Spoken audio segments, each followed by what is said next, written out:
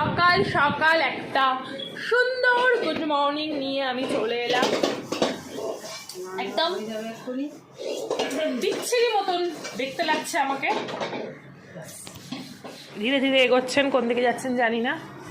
এখানে দিদি করছেন, ও দিদি এখানে বাসন মাজছেন, আর এখানে রেখেছেন মাছ নুন হলুদ মাখিয়ে। আর এটা কি মাছের তেল? মাছের তেল আর মাছের ঝোল হবে।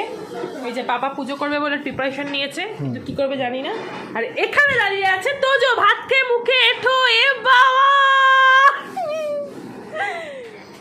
বাসন্তী দেবী এখন বানাচ্ছেন গরম গরম রুটি। দিদি এখন